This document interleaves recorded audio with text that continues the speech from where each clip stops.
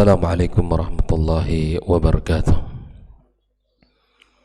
Alhamdulillahi rabbil alamin.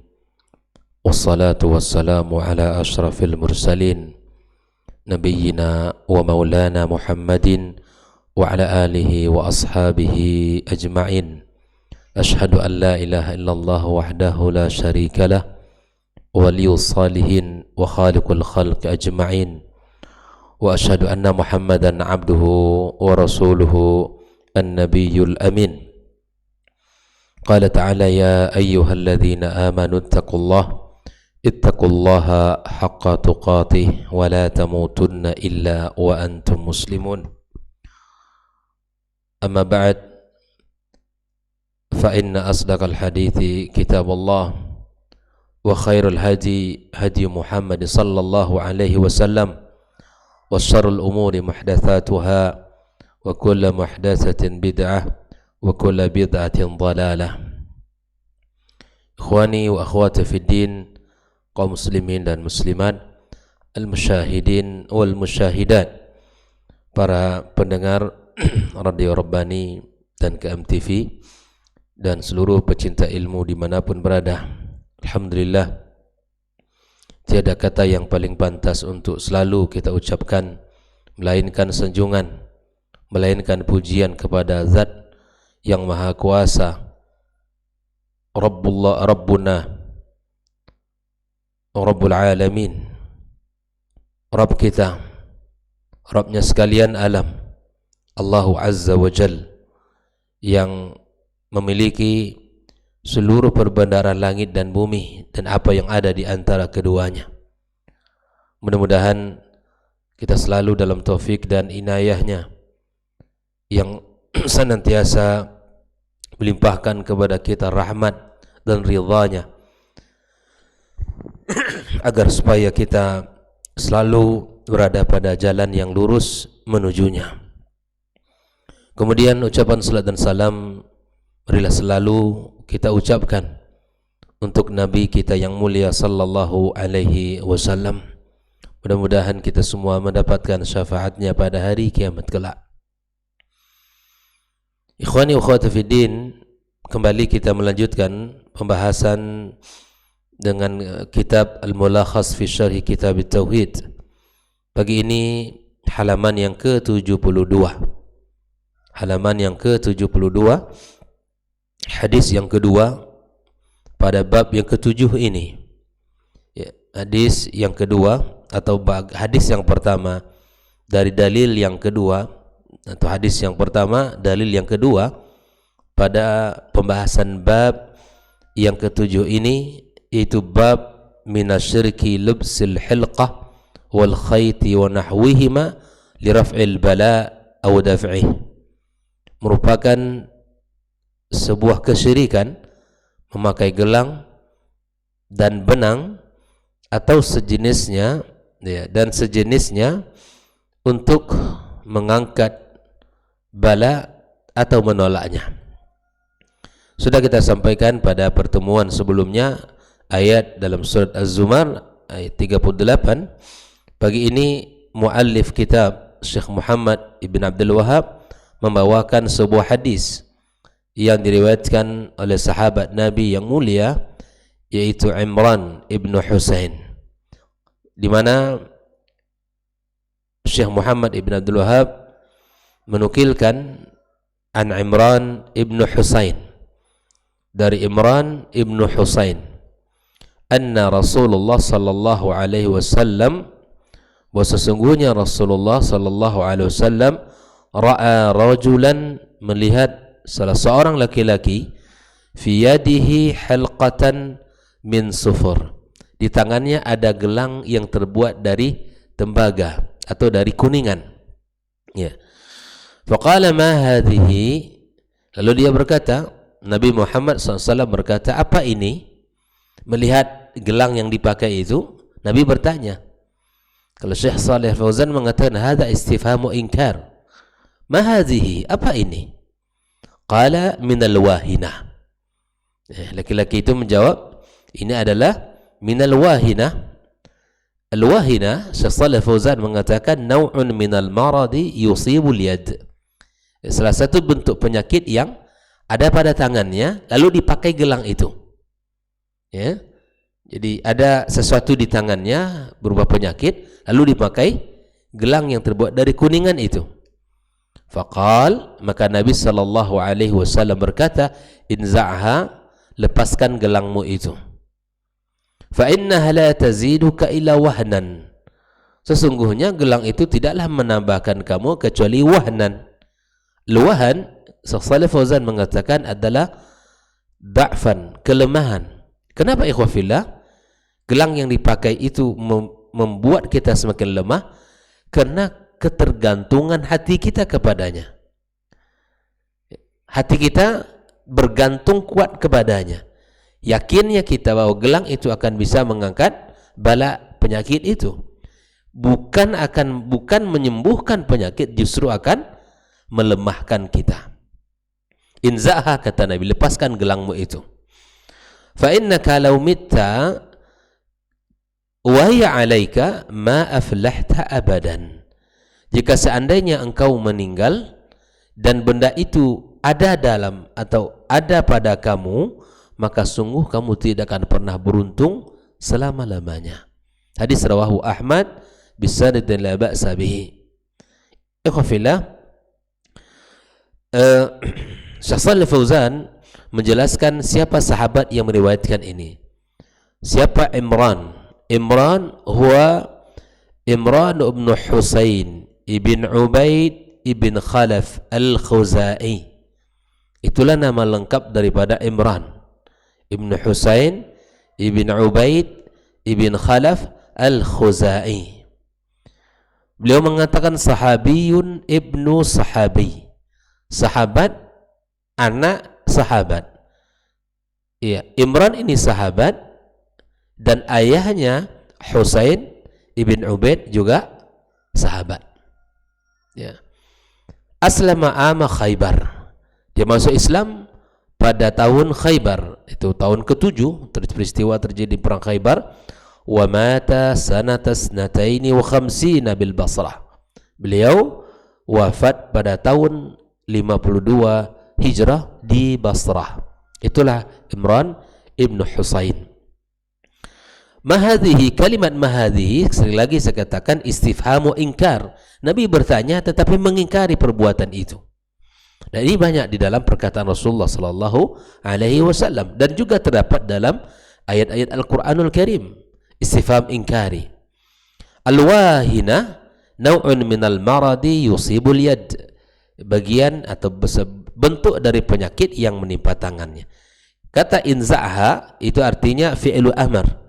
Fi'lu amrin yang arti itraha, lepaskan, buang dia. Wan naz'u wal jazbu biquwwat, tarik, buang dengan kuat. Itu inza'.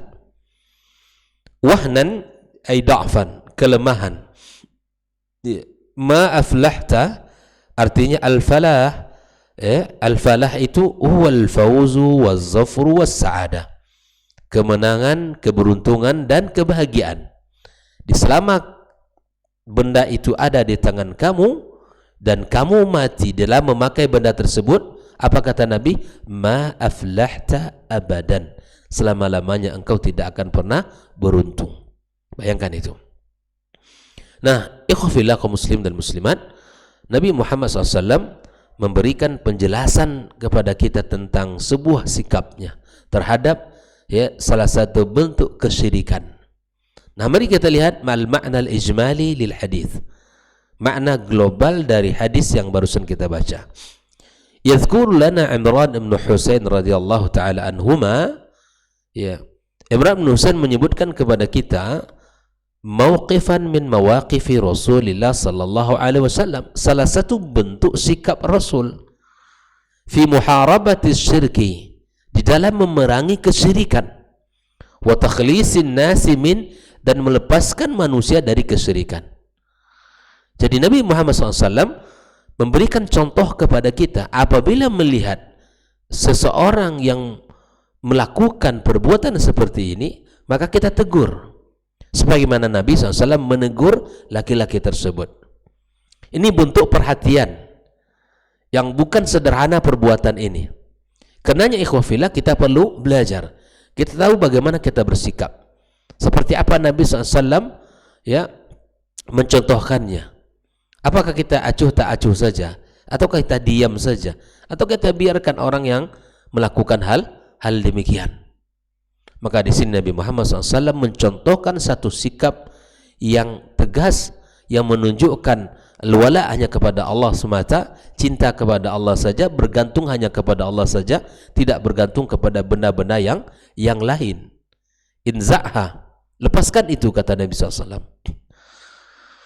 Wa dhalikal mukib, di antara contoh sifat sikap Nabi itu, annahu absara rajulan labisan hilqatan masnu'atan minas sufr, bahwa beliau melihat seorang laki-laki yang memakai gelang terbuat dari tembaga atau dari kuningan. Fasa'alahu 'anil hamili lahu 'ala lubsiha, lalu Nabi bertanya apa yang menyebabkan dia memakai gelang itu. Fa'ajaba ar-rajul, maka laki-laki itu menjawab, annahu labisaha li ta'simahu minal alam.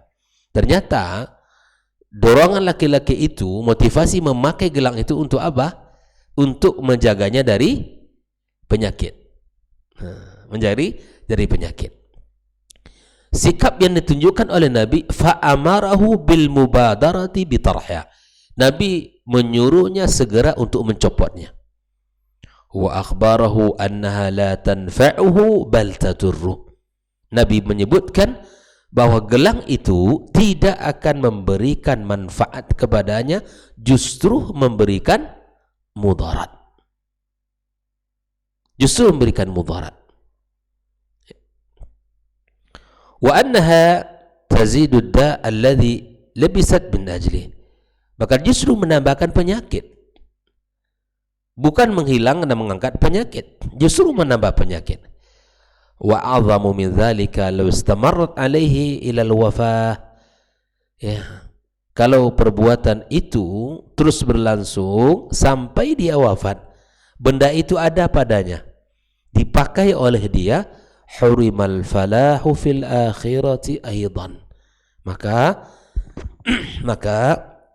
orang itu tidak akan mendapatkan keberuntungan di akhirat, ya, juga tidak akan pernah mendapatkan. Jadi ikhwafillah rahimakumullah, jangan bermudah-mudah untuk melakukan yang seperti ini. Jika seandainya sakit, lakukan ikhtiar secara syar'i.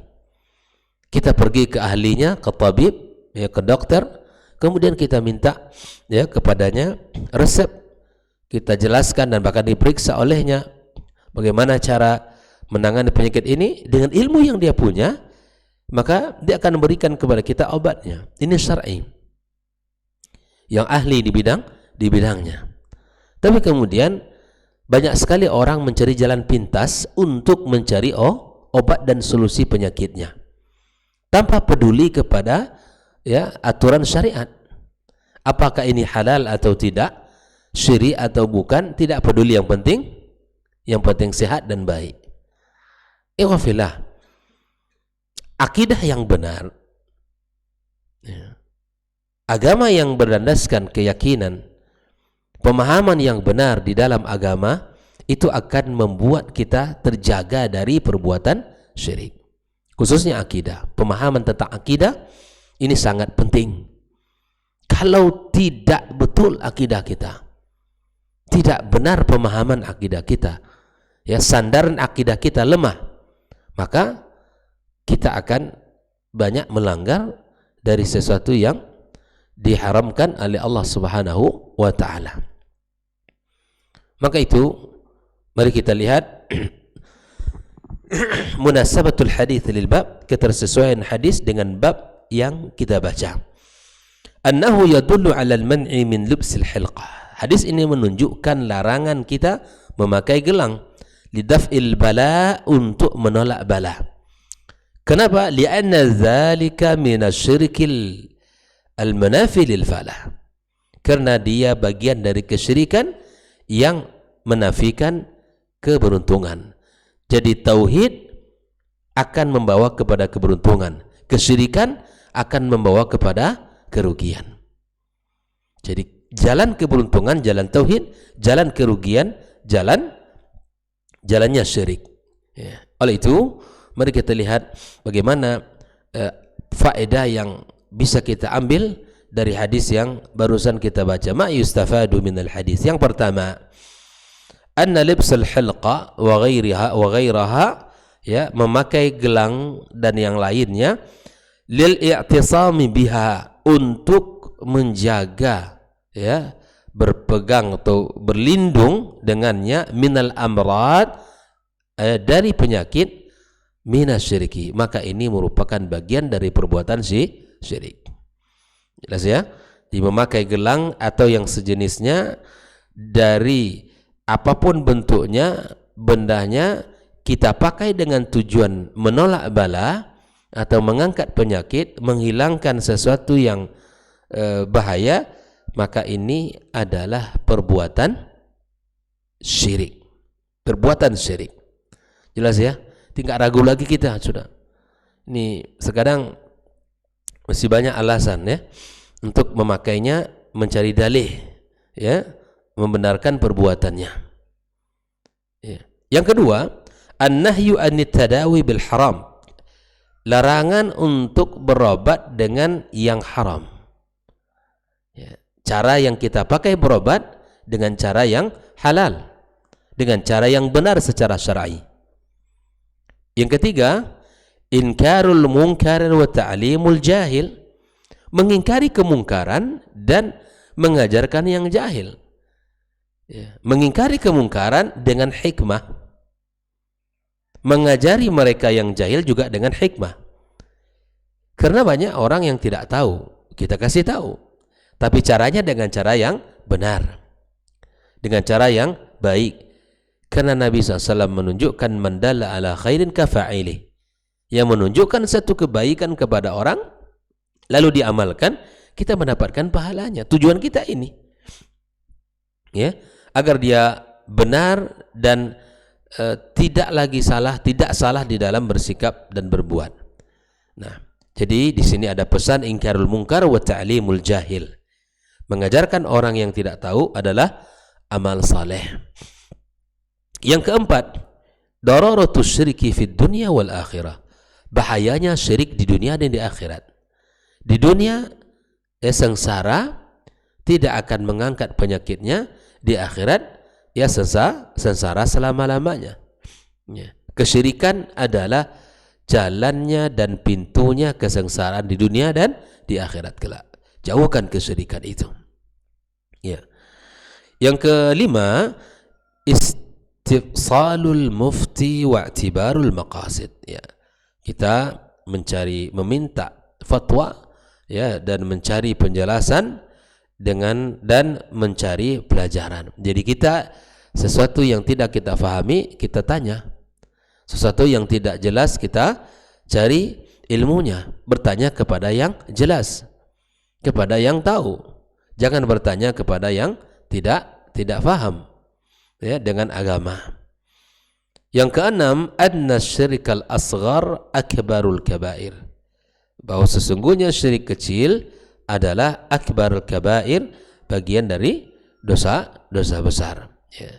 Syirik kecil akbarul kabair. Ya. Yang ketujuh, anna syirka la yu'dharu fihi bil jahal. Ingat baik-baik bahwa sesungguhnya kesyirikan tidak akan diterima uzurnya karena kejahilan. Oleh itu belajar kita, pahami agama. Jangan sampai kita melakukan sesuatu yang dilanggar. Di hadapan Allah kita tidak ada uzur.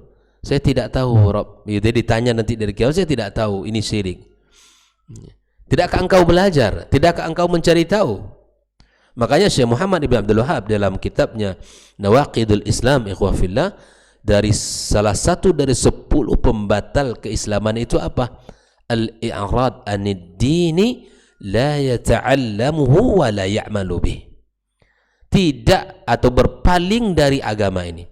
Di antara pembatal keislaman, berpaling dari agama ini, tidak mau belajar, tidak juga mengamalkan. Tidak mau bertanya, diajak ngaji curiga dia. Diajak kita belajar, ya, kata dia sudah cukup agamanya ini, nggak perlu kita ya terlalu keras sekali. Yang mana yang keras gitu? Agama yang mana yang harus keras? Tidak ada. Ya biasa sajalah agamanya. Yang agama yang mana yang biasa-biasa itu? Terkadang kita juga heran gitu ya dengan ungkapan-ungkapan orang. Ya. Maka ikhwafillah, terkadang kita maghrur, tertipu dengan ungkapan-ungkapan orang. Saya mengajak diri saya dan teman-teman seluruh jamaah dan seluruh kaum muslim dan muslimat, mari kita belajar. Karena belajar itu panduan, ya, ia syariat. Talabul ilmi faridatun ala kulli muslim, kata Rasul. Bahkan tidak ada sesuatu yang Allah perintahkan kepada Nabi Muhammad untuk ditambahkan dalam kehidupannya kecuali ilmu. Wa qur rabbi zidni ilma. Belajar tentang agama kita, tentang akidah kita, tentang muamalah, tentang ibadah, apalagi tentang Allah Subhanahu wa taala. Wajib kita mengetahui haknya Rasul sallallahu alaihi wasallam. Maka itu jangan sampai kita termasuk orang-orang yang berpaling dari agama ini dengan tidak mau belajar atau mengamalkan. Ya. Diajak salat jamaah, ya, masih banyak alasannya bagi, ya, belum siap, bajulah kotor, banyak keringat. Enggak tahu dia kalau keringat itu tidak ada masalah. Ya, subhanallah. Ada saja alasannya. Diajak untuk ke masjid, duluanlah gitu ya. Nanti saya nyusul. Dan seterusnya. Diajak ngaji, ajak belajar, nantilah saya masih sibuk. Dan seterusnya. Banyak kali kalimat-kalimat yang membenarkan dirinya untuk tidak bisa belajar. Banyak alasan-alasan yang selalu hadir di pikirannya untuk tidak mau belajar. Dan itu dilegalkan oleh dia. Padahal belajar itu tuntutan syariat. Agama kita yang mulia sallallahu alaihi wasallam telah mengajarkan kita dengan agama yang hanif ini dengan penuh panduannya. Nah, oleh ikhwafillah, kesyirikan yang dilakukan karena kejahilan tidak akan diterima uzurnya. Tidak akan diterima uzurnya dan alasannya. Bayangkan. Maka cari tahu tentang agama ini. Belajar terus, pahami, bertanya, sehingga kita betul, ya, di dalam menjalankan syariat yang mulia ini. Yang kedelapan, ikhwafillah rahimakumullah, at-taghlidhu fil inkari ala man fa'ala syai'an minasyirki. Bahwa sikap yang keras di dalam mengingkari kemungkaran. Rasulullah SAW memiliki sikap yang keras, ya, tidak main-main, tidak dia, ya, berlemah lembut di dalam sebuah perbuatan syirik. Ala man fa'ala syai'an minasyirik, kepada yang melakukan kesyirikan. Enggak boleh kita senang dan tidak boleh kita, ya, sikapnya lembut, enggak boleh kepada yang pelaku kesyirikan. Makanya kita meminta kepada Allah Subhanahu wa taala, kita minta ampun atas dosa kesyirikan itu dan kita berlindung kepadanya, baik yang kita ketahui ataupun yang tidak kita ketahui. Li ajli tanfiri minhu. Kenapa Nabi sangat keras? Karena tujuannya untuk orang lari darinya, ya, tidak melakukan kesyirikan itu. Ya, penyakit yang paling zalim, dosa yang paling besar dan kezaliman yang paling buruk adalah kesyirikan. Ya. Semoga kita termasuk orang-orang yang benar agamanya, bersih dari kesyirikan-kesyirikan, dan baik itu syirik kecil maupun syirik besar. Wa fillah rahimakumullah. Inilah hadis yang pertama dari bab ini, di mana Nabi Muhammad SAW menjelaskan sebuah sikap yang tegas terhadap pelaku syirik. Tidak boleh kita memakai. Jelas ya? Kalau nampak anak tetangga kita, anak saudara kita, anak adik kita, siapapun, tanyakan, ini gelang apa nih? Gitu kan? Gelang apa? Kalau gelang tujuannya untuk itu, langsung dibilang ini adalah syirik, tinggalkan. Enggak, kata ibu itu begini, tidak ada ibu itu. Ibu itu enggak ada, enggak tahu mungkin. Tinggalkan sudah, ini kesyirikan. Ini biasa ada pada anak-anak kecil nih Pak Yogi. Anak kecil, bahkan orang dewasa juga. Ada juga orang dewasa melakukan hal itu.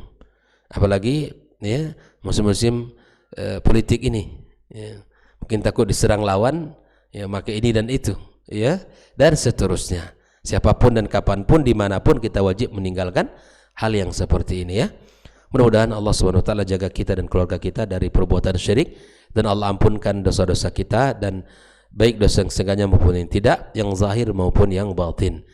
Atau ya, kita selalu diberikan ya, jalan-jalan kebaikan oleh Allah Azza wa Jalla, jalan hidayah, ya, jalan agama yang lurus, berada di atas sunnah Nabi Muhammad sallallahu alaihi wasallam. Mudah-mudahan kita sekali lagi termasuk orang-orang yang benar tauhidnya dan bersih akidahnya. Insyaallah akan kita lanjutkan besok hadis yang kedua dalam pembahasan bab ini. Wassallallahu ala nabiyyina Muhammadin wa ala alihi wa sahbihi ajma'in. Subhanakallahumma bihamdika asyhadu an la ilaha illa anta astaghfiruka wa atubu ilaik.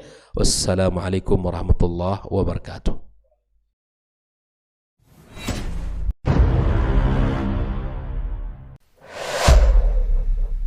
Dunia dan seisinya ini bagi Allah tak sama nilainya dengan sebelah sayap lalat. Barang siapa yang beramal untuk akhiratnya, Allah akan cukupkan baginya urusan dunia. Sayati zamanun 'alan nasi as-sabiru fihim qalqabit al-jamarah. Akan ada satu masa di akhir zaman yang berpegang teguh dengan agamanya seperti orang yang sedang memegang bara